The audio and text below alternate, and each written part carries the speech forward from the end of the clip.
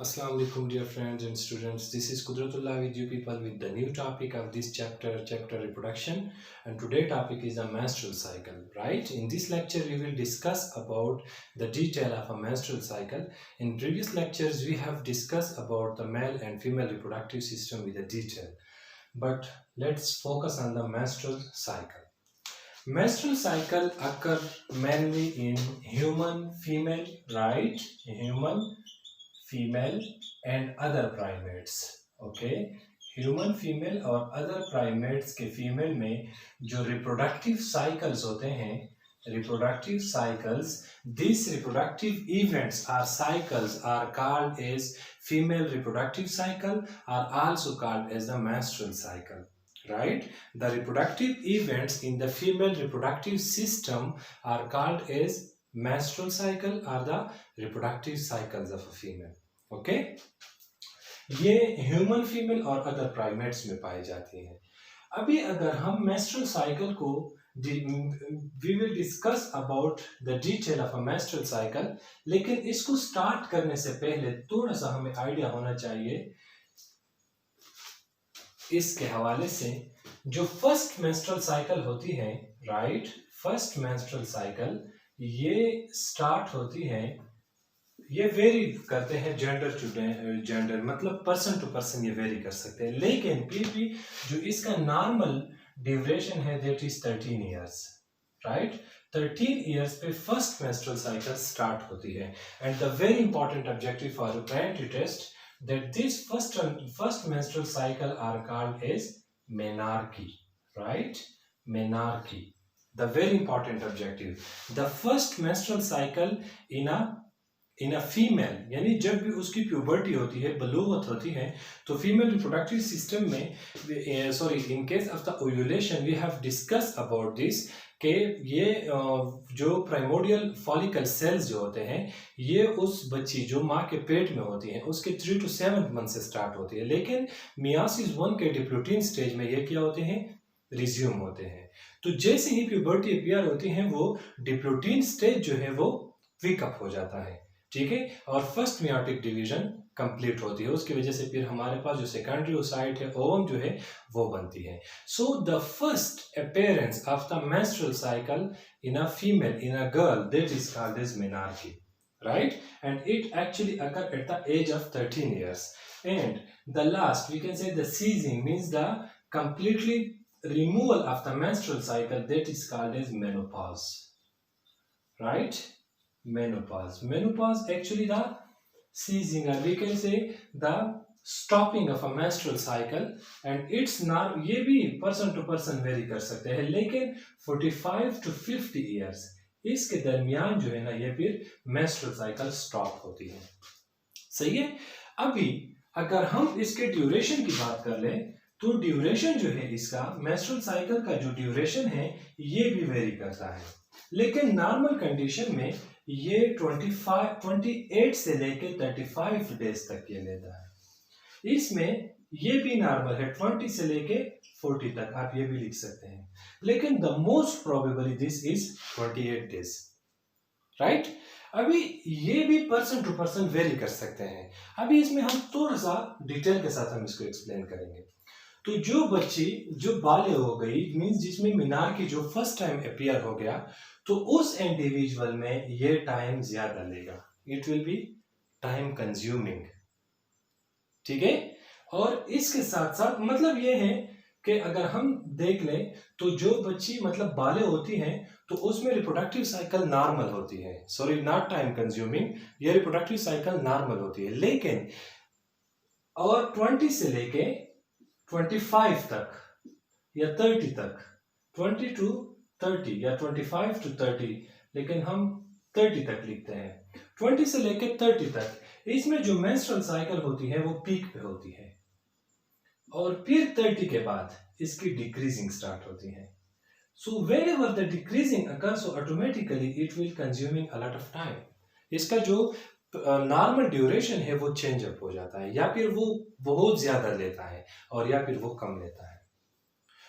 तो ये भी है कि ये इसका ताल्लुक डाइट के साथ भी है, इसका ताल्लुक हार्मोन के साथ भी है, और इसका ताल्लुक स्ट्रेस के साथ भी है।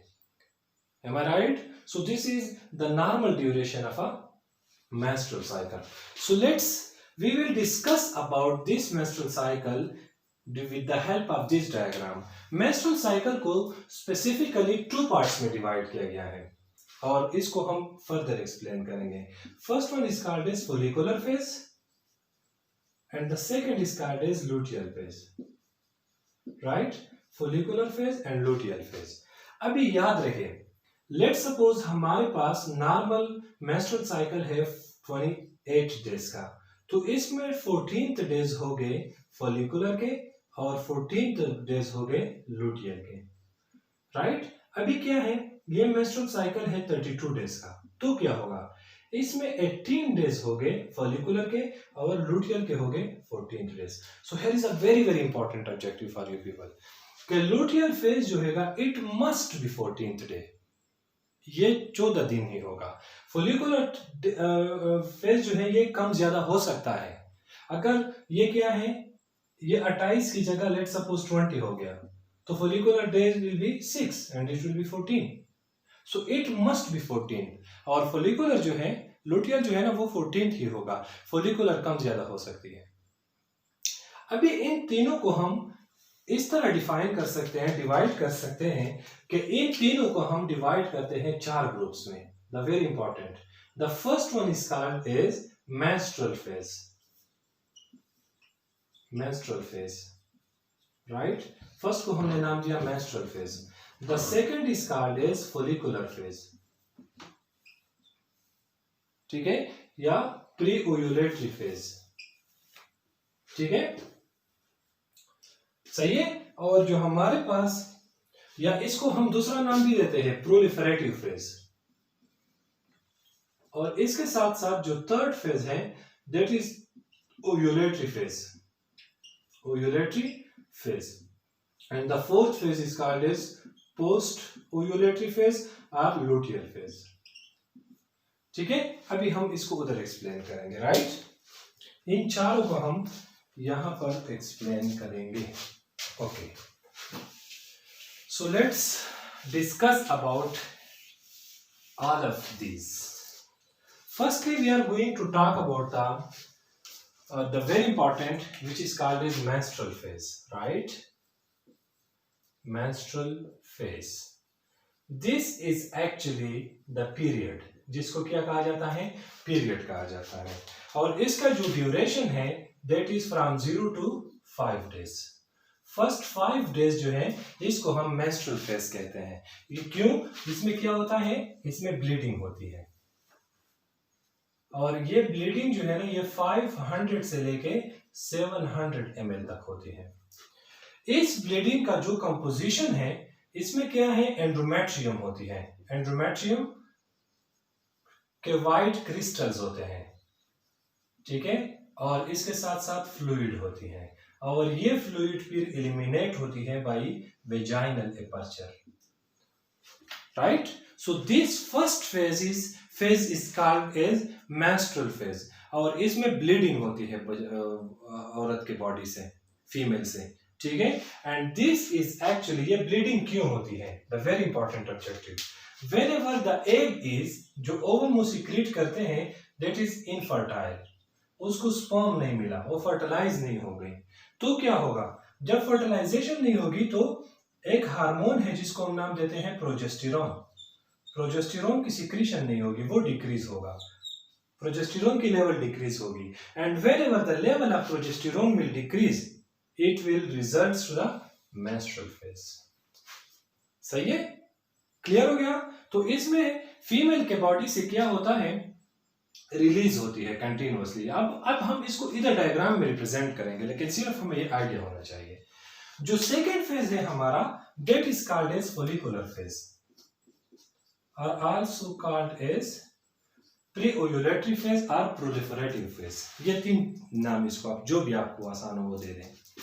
तो as the name indicate, proliferative, proliferative का मतलब है कि इसमें जो एंडोमेट्रियम है ये अपने आप को प्रिपेयर कर रहा है, एंडोमेट्रियम अपने आप को प्रिपेयर कर रहा है। और याद रखें, द वेरी इंपॉर्टेंट, हमारे पास जो मेंस्ट्रुअल साइकिल है इसके मेजर 2 फेजेस होते हैं। मेंस्ट्रुअल साइकिल के 2 फेजेस होते हैं। एक को हम कहते हैं ovarian changes and the second is called as uterine changes. Ovarian means ovaries में जो चेंजेस होते हैं, यूट्राइन मींस यूरेटर में जो चेंजेस होते हैं। ठीक है, तो आप लोगों को मैंने यहां पर यह बताया था, अगर याद हो, कि ये जो एंडोमेट्रियम है, this is the innermost part of a uterus where the implantation takes place. लेकिन जब भी प्रोजेस्टेरोन के लेवल डिक्रीज होती है तो क्या होगा, तो इम्प्लांटेशन नहीं हुई है हमारे पास, वो एक फर्टिलाइज नहीं हुई है, तो ऑटोमेटिकली जो एंडोमेट्रियम है वो शेड ऑफ होगा, वो यूट्राइन वॉल जो है उससे सेपरेटेड होगा और वो फिर फ्लूइड के साथ वेजाइनल एपर्चर के थ्रू एलिमिनेट होगा। सही है, ये था हमारा पार्ट। तो इसमें हमारे पास दोनों कंपोनेंट्स आएंगे, ओवेरियन भी हम पढ़ेंगे और यूट्राइन भी पढ़ेंगे। जो सेकंड पार्ट है that is called as follicular और प्रोलिफरेटिव और प्री ओव्यूलेटरी फेज। फोलिकुलर अगर हम देख ले तो मैंने आप लोगों को ये बताया था ओव्यूलेशन में कि हमारे पास एक बच्ची के बॉडी में ओगोनिया सेल्स होते हैं। ठीक है, तो वो ओगोनिया सेल हमारे पास प्राइमरी फॉलिकल बनाते हैं। ये प्राइमरी फॉलिकल क्या करते हैं, ये इसकी डेवलपिंग स्टार्ट होती है, डेवलपमेंट ऑफ द फॉलिकल होती है और कंटिन्यूअसली ये डेवलप्ड होते हैं। तो ये एक कंडीशन तक पहुंचते हैं जहां पर ये फॉलिकल जो है ये कंप्लीटली मैच्योर होता है and the completely mature follicle is called as Graafian follicle. Am I right? तो इसको हम क्या नाम देते हैं, इसको हम नाम देते हैं ग्रेफियन फॉलिकल का। तो फोलिकुलर फेज में जो वेरी इंडिकेशन है वो हमारे पास क्या है, फोलिकुलर फेज में जो द वेरी इंपॉर्टेंट कंपोनेंट है that is the rise of the FSH। FSH level ज्यादा होगा। FSH means follicle stimulating hormone, which is actually the ovarian hormone. Sorry, not ovarian. This is a pituitary hormone. Am I right? Pituitary hormone जो है ना ये release होगा और इस pituitary hormone की वजह से प्राइमरी फॉलिकल सेकेंडरी फॉलिकल में कन्वर्ट होगा, सेकेंडरी फॉलिकल टर्शियरी फॉलिकल में, टर्शियरी फॉलिकल मजीद डेवलप होगा और वो मजीद डेवलप फॉलिकल फिर हमारे पास ग्रेफियन फॉलिकल में कन्वर्ट होगा। So this maturation or the development of this follicle is dependable on the FSH hormone. FSH means follicle stimulating hormone. Am I right? यहां तक सबको क्लियर है? तो इसमें यह होगा कि एक साइड पे ओवेरियन में चेंजेस आ रहे हैं, दूसरी साइड पे क्या हो रहा है, यूट्राइन में जो एंडोमेट्रियम है ये अपने आप को प्रिपेयर कर रहा है। प्रिपरेशन इसकी किस तरह हो रही है, इसमें यह हो रहा है कि एंडोमेट्रियम जो है ड्यूरिंग द मेंस्ट्रुएशन उसका जो वॉल है वो एक्सट्रीमली तीन है। तो इस फोलिकुलर फेज में क्या होगा, इसमें यह होगा या प्रोलिफरेटिव फेज में कि एंडोमेट्रियम का जो वॉल है उसकी यही कोशिश होगी कि मैं अपने वॉल को थिक कर लूं और ये up to 2 to 3 millimetre, the very important objective in this proliferative phase, the endometrium wall is thick about 2 to 3 millimeter। और जब ये 2 to 3 मिलीमीटर क्या होता है, थिक होता है, तो उसकी यही कोशिश होगी कि मैं इस एंडोमेट्रियम को प्रिपेयर कर लूं फॉर द इम्प्लांटेशन, कि मैं इसको मजीद इम्प्लांटेशन के लिए प्रिपेयर कर लूं। यहां तक क्लियर? अच्छा, FSH की लेवल हमारे पास, दोबारा हम ओवेरियन की तरफ जा रहे हैं। FSH की लेवल यहां से कंटिन्यूअसली इंक्रीज हो रही है, क्यों? क्योंकि हमारे पास इसकी जरूरत है। लेकिन जैसे ही ये ग्रेफियन फॉलिकल तक पहुंच जाते हैं तो यहां पर कुछ सेल्स होते हैं, that cells are called as granulosa cells. तो ग्रेफियन फॉलिकल क्या करता है, ग्रेफियन फॉलिकल एक हार्मोन को सीक्रेट करता है that is called as oestrogen. This is very important hormone. ये ग्रेफियन फॉलिकल इस एस्ट्रोजन हार्मोन को सीक्रेट करता है और याद रखें oestrogen and FSH are antagonistic to each other, means they are controlled by the negative feedback mechanism। समझ नहीं आए, ये नेगेटिव फीडबैक मैकेनिज्म एक दूसरे को कंट्रोल करते हैं। तो यहां हमारे पास एस्ट्रोजन की लेवल जो है वो इंक्रीज हो गई। क्यों? क्योंकि एफएसएच कंटिन्यूअसली उसको डेवलप कर रहा है। तो ये जो हमारे पास ग्रेफियन फॉलिकल है, इसने क्या किया? इसने इस हार्मोन को सीक्रेट किया। क्लियर हो गया? अभी हम इसको दोबारा इधर भी एक्सप्लेन करेंगे, लेकिन कम से कम हमें आइडिया होना चाहिए। यहां तक क्लियर हो गया? इसके बाद फोलिकुलर के बाद जो हमारा थर्ड फेज है, that is called as ovulatory phase, right. Third phase जो हमारे पास है, that is the ovulatory phase, और इसको हम दोबारा एक्सप्लेन करेंगे in a diagram. So the third phase is called as ovulatory phase और ovulation. Third phase is a ovulatory phase. Ovulatory phase. Ovulatory phase occur at the day of 14th. बिल्कुल the mid of cycle. The mid of cycle. तो इस पे क्या होगा? इस पे हमारे पास जो ग्रेफियन फॉलिकल है, ये ग्रेफियन फॉलिकल रप्चर होगा। किस तरह रप्चर होगा? ये एक हार्मोन इस पे आएगा, ठीक है।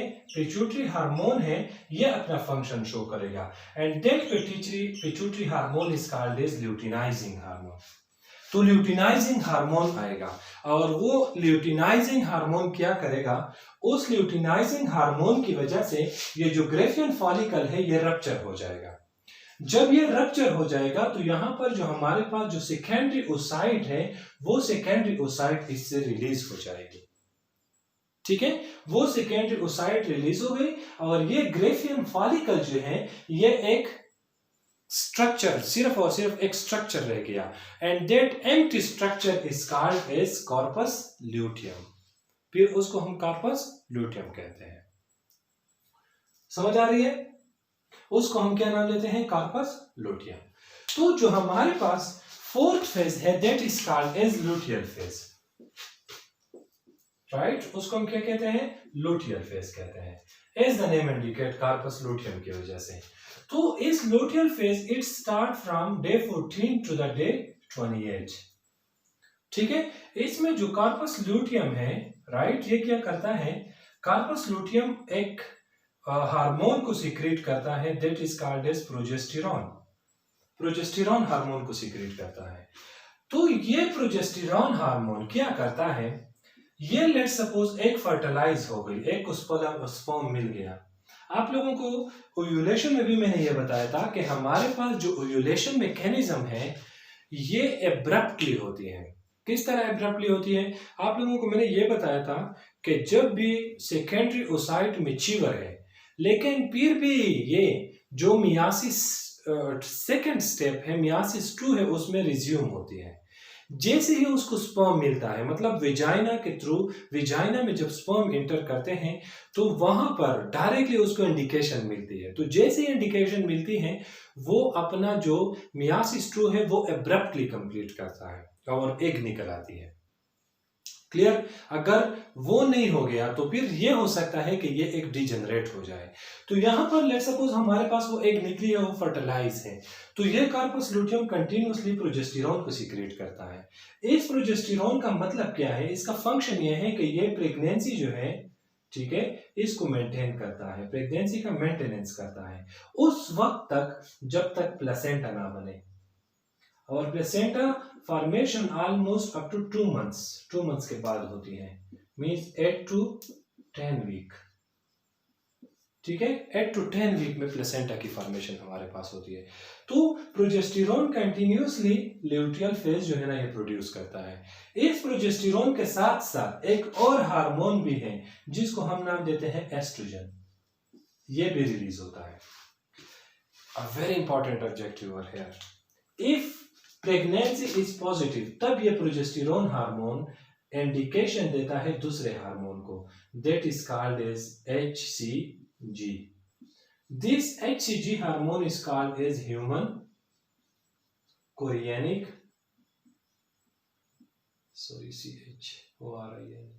कोरियनिक gonadotropin, and this hormone is actually used for the detection of pregnancy, detection of pregnancy। Normal condition में 40 डेज के बाद यूरिन में इस HCG की लेवल जब प्रेगनेंसी पॉजिटिव हो जाए तो 40 डे के बाद आप इजीली इसको चेक कर सकते हैं। Why? Because of this HCG hormone इसके इंडिकेशन अपीयर होते हैं इन यूरिन, तो उस यूरिन में स्टिक रखते हैं और उस स्टिक की वजह से जो लाइंस अपीयर होते हैं, so that is the indication of the pregnancy. But according to the recent literature, after 8 days, this HCG hormone is present in a female body after fertilization. तो अगर आप उसका सेरोलॉजिकल स्टडी करें तो भी ये HCG हार्मोन उसके body में पाया जाता है, ठीक है। And this HCG hormone is the indication for the pregnancy, right. अभी अगर ये फर्टिलाइज नहीं हो गया तो क्या होगा? तो एस्ट्रोजन हार्मोन जो है ना ये अपना फंक्शन शो करेगा। एस्ट्रोजन हार्मोन अपने लेवल को और प्रोजेस्टेरोन अपने लेवल को डिक्रीज करेगा। जैसे ही ये डिक्रीज हो गए FSH की सिक्रीशन ज्यादा होगी। और now we will discuss about this diagram. Look here, this is very important for your information, ठीक है। आप पूरा का पूरा जो फीमेल मेंस्ट्रुअल साइकिल है हम इसके थ्रू इसको पढ़ सकते हैं। Female menstrual cycle, this are days, ये जो मैंने यहां पर रिप्रेजेंट किए हैं ये डेज है हमारे पास। ये जो फर्स्ट फेज है, this is the uterine changes, uterus में जो चेंजेस आते हैं, and this is the ovarian changes, ये जो ओवरीज में चेंजेस आते हैं, और ये हमारे पास हार्मोनल चेंजेस हैं। तो मैंने आप लोगों को ये बताया कि हमारे पास जो ओवरऑल प्रोसेस है, आप लोगों के बुक में 3 stages लिखे हैं, लेकिन for your information I mentioned here as a 4. First one is called as menstrual, follicular, ovulatory and luteal. The menstrual phase, as we mentioned over there, that it lasts from day 1 to the day 5, and this is the actual period of a female in which the bleeding occur from their body. If we look here, this is the uterine wall. And in case of this menstrual phase, this uterine wall is slowly and gradually decreased. Am I right? ये uterine wall जो है ये decrease हो रही है। क्यों? क्योंकि इससे continuously जो endometrium है इसकी shedding हो रही है। उसके shedding के साथ साथ जो surrounding blood vessels है वो rupture हो रहे हैं। उसके rupturing की वजह से ये जो size है ये भी decrease हो रही है। Am I right? इसके साथ जो सेकेंड फेज है हमारा, that is called as follicular phase. Follicular phase start होती है day 6 से लेकर day 13 तक। ये जो स्टेज है, this is called as follicular phase. If we look over here, तो यहां पर let's suppose हमारे पास यहां तक ये पहुंच गया है यूट्राइन वॉल, तो ये स्लोली एंड ग्रेजुअली दोबारा इंक्रीज हो रहा है, ऑलमोस्ट 2 to 3 मिलीमीटर ये यूट्राइन वॉल को टिक करता है। क्यों टिक करता है? For the pregnancy maintenance, for the implantation, ठीक है। और इसमें जो सबसे इंपॉर्टेंट कंपोनेंट है that is the FSH level, we will discuss it now. Third point जो है that is the ovulatory phase जिसमें ओवा सीक्रेट होती है, and the last one is the luteal phase. और इसमें जो यूट्राइन वॉल है इसका जो साइज है दैट इज 5 to 7 मिलीमीटर ये थिक होता है। किस चीज के लिए? इम्प्लांटेशन के लिए। these two are very important objectives for your entry test. So if we discuss about the hormonal control, then what will be occur? We have 2 type of hormone playing role in the menstruation. The first hormone are called as ovarian hormone, and the second hormone are called as hypothalamus. Ovarian hormone are 2, progesterone and estrogen, and hypothalamus, which is called as master of the master gland and is serving as a connection between the nerves and chemical coordination. This is releasing a gonadotropin releasing hormone, and this gonadotropin releasing hormone activate the anterior pituitary lobe. जैसे ही anterior pituitary lobe secrete activate होगा ये gonadotrophic hormone को secrete करेगा। And we have 2 type of gonadotrophic hormone, follicle stimulating hormone and luteinizing hormone. सही है? तो हमारे पास 2 ओवेरियन हार्मोन हो गए और 2 पिट्यूटरी हार्मोन हो गए। सही है। तो अभी हम पढ़ते हैं इन 4 हार्मोन्स को।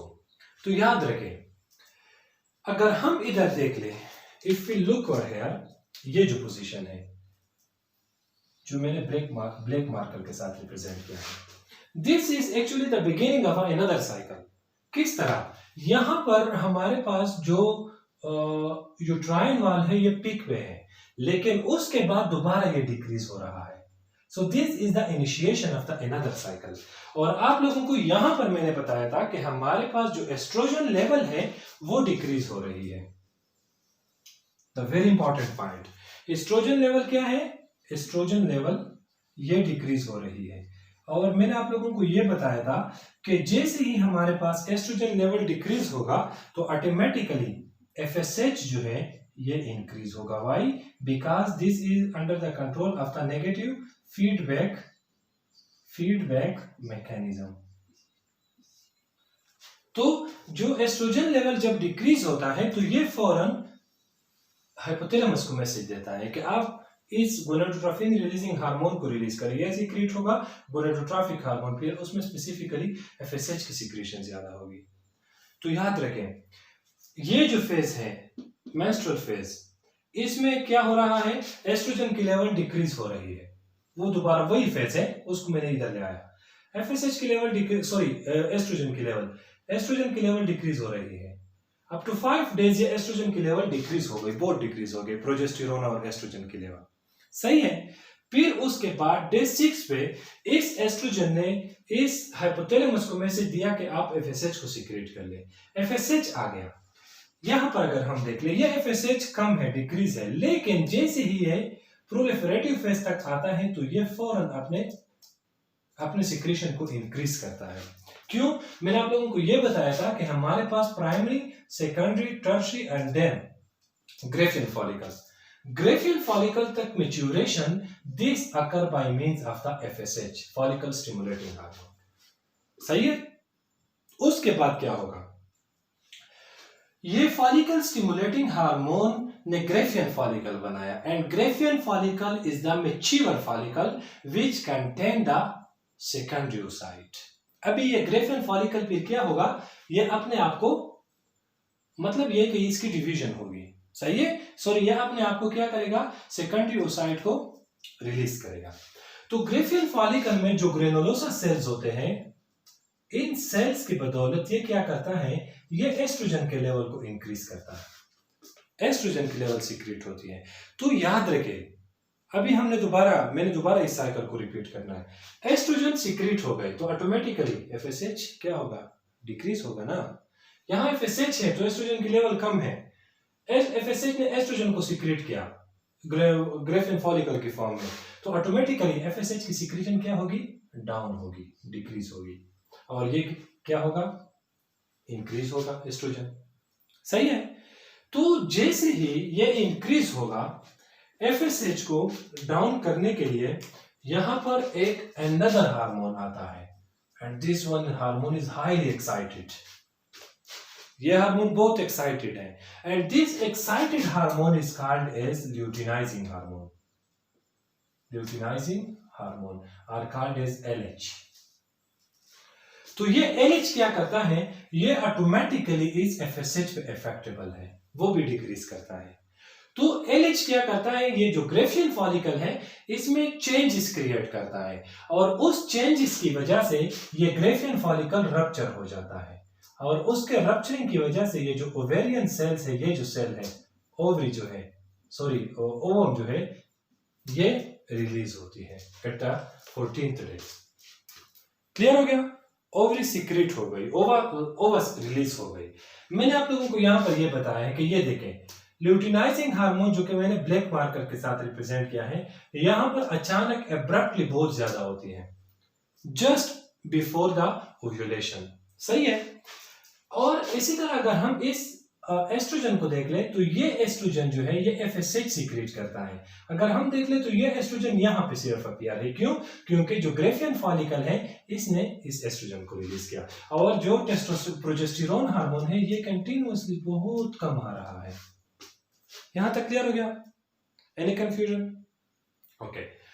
तो जैसे ही हमारे पास ओव्यूलेशन होती है, मैंने आप लोगों को कार्पस लूटियम के बारे में बताया था, एंड फ्रॉम दिस डे 15 से लेकर 28 तक हमारे पास जो स्टेज है that is called as luteal phase. तो लूटियल फेज इसको इसलिए कहते हैं कि इसमें हमारे पास ये जो कार्पस लूटियम है ये टू टाइप ऑफ हार्मोन को स्पेसिफिकली सीक्रेट करता है। The one is called as progesterone, the very important, जो कि प्रेगनेंसी रेगुलेशन में हेल्प देता है, and another hormone is called as oestrogen. तो लेकिन the more prominently that is progesterone. तो अगर इस कार्पस लूटियम का काम यह है कि अगर प्रेगनेंसी पॉजिटिव हो जाए तो वो उसको कंटिन्यूअसली प्रोजेस्टेरॉन सप्लाई करेगा, और उस प्रोजेस्टेरॉन की वजह से जो प्रेगनेंसी होगी वो मेंटेन होगी।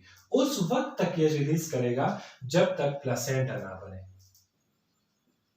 और प्लेसेंटा की फॉर्मेशन हम डेवलपमेंट में डिस्कस करेंगे। ठीक है, एलेंटाइज होती है, कोरियन होती है, एमनियन होती है, यॉर्क सेक होती है। ठीक है, एक्स्ट्रा एम्ब्रियोनिक मेम्ब्रेन जो है इसको हम उधर भी एक्सप्लेन करेंगे। प्लेसेंटा के फॉर्मेशन तक ये प्रोजेस्टेरॉन को सीक्रेट करता है, किस चीज के लिए? For the maintenance of the pregnancy. सही है, और इस कंडीशन में ये HCG हार्मोन को भी सीक्रेट करता है, very important objective, human chorionic gonadotropin which is used for the indication of the pregnancy. तो ये तब सीक्रेट होते हैं जब प्रेगनेंसी पॉजिटिव हो। जब प्रेगनेंसी पॉजिटिव नहीं हो गई, मींस वो एक फर्टिलाइज नहीं हो गई, तो ये एस्ट्रोजन प्रोजेस्टेरॉन की लेवल जो है ना ये डिक्रीज होती है। ये देखिए डिक्रीज हो गई। जैसे ही ये लेवल डिक्रीज होगी ऑटोमेटिकली शेडिंग दोबारा स्टार्ट होगी यूट्राइन वॉल की, और नेक्स्ट साइकिल स्टार्ट हो जाएगा। So this is all about the female menstrual cycle। अगर किसी को भी कोई प्रॉब्लम हो you can ask in comments और थ्रू माय व्हाट्सएप नंबर। अगर आप में से कोई इसका स्क्रीनशॉट लेना चाहते हैं you are allowed. Thank you very much. Lectures को एंजॉय कर लें और दोस्तों के साथ शेयर कर लें। अल्लाह हाफिज़।